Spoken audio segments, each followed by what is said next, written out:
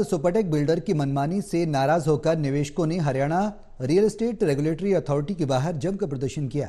निवेशकों ने नारेबाजी करते हुए बिल्डर के खिलाफ सख्त कार्रवाई करने की मांग की।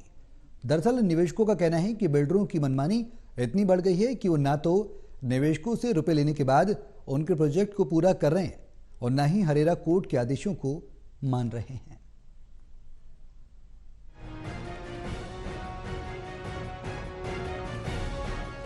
सुपरटेक बिल्डर की मनमानी से खफा होकर निवेशकों ने Haryana real estate regulatory authority के बाहर जमकर प्रदर्शन किया। निवेशकों का कहना है कि बिल्डर ने उन्हें सपने दिखाकर 2013 में अपने प्रोजेक्ट बेचे थे। 2017 में सुपरटेक का लाइसेंस खत्म हो चुका था, तो फिर 2018 में हरेरा ने कैसे इनका रजिस्ट्रेशन कर दिया। न तो हरेरा द्वारा कोई एक्शन लिया गया और न ही टीसीपी डिपार्टमेंट की ओर से एक्शन हुआ। लोगों का कहना है कि बिल्डर के खिलाफ एफआईआर भी दर्ज हो चुकी है, बावजूद इसके कोई गिरफ्तारी नहीं है। सोहना में चल रहे 4 प्रोजेक्ट को 2018 तक पूरा कर निवेशकों को पोजीशन देने की बात हुई थी, लेकिन आज तक ये पोजीशन नहीं दी गई क्योंकि प्रोजेक्ट पूरा ही नहीं हुआ। प्रोजेक्ट पूरा न होने तक बिल्डर ने उनके लोन की किस्त भरनी थी, लेकिन बिल्डर ने यह किस्त भी भरनी बंद कर दी। सुपरटेक बिल्डर ने सेक्टर 68 में अपने फ्लैट निकाले थे। 2014 में माननीय प्रधानमंत्री की सरकार बनने के बाद लोगों ने अपना लाखों रुपया दे के सेक्टर 68 में फ्लैट बुक किए। इन्होंने लाइसेंस लिया, लाइसेंस को मिसयूज़ किया, फ्रॉड किया, मिस प्रेजेंट करके रेरा में अपना रजिस्ट्रेशन करवा लिया प्रोजेक्ट का। उसके बाद इन्होंने बैंकों से लोन ले लिए। लोन लेने के बाद अपना इन्होंने ना तो बिल्डिंग बनाई, ना कब्जा दिया किसी को।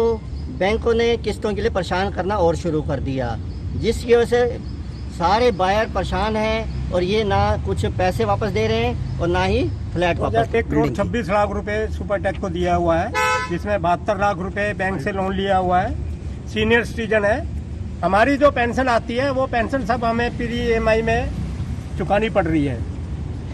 तो मेरी मांग है हमारे मुख्यमंत्री महोदय और प्रधानमंत्री नरेंद्र मोदी जी से कि हमें न्याय दिया जाए, हमारा पैसा वापस कराया जाए।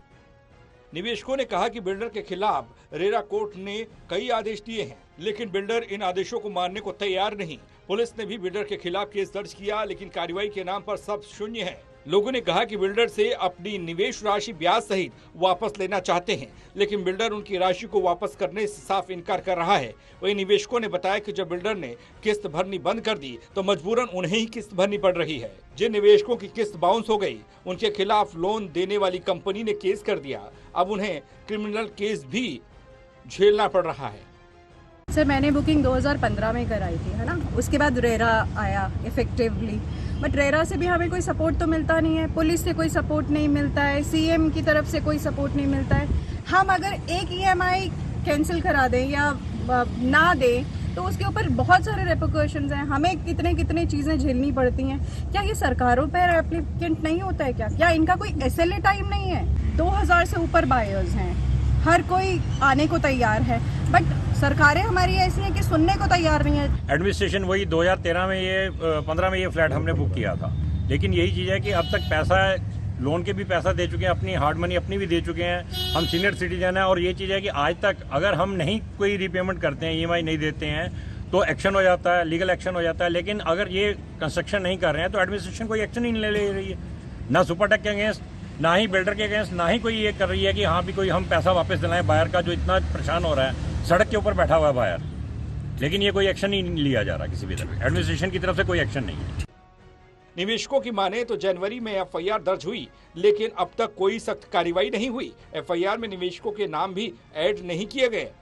बहरहाल अब देखना होगा कि इन हजारों निवेशकों को कब इंसाफ मिल पाता है। करण जय सिंह, गुरुग्राम, टोटल न्यूज।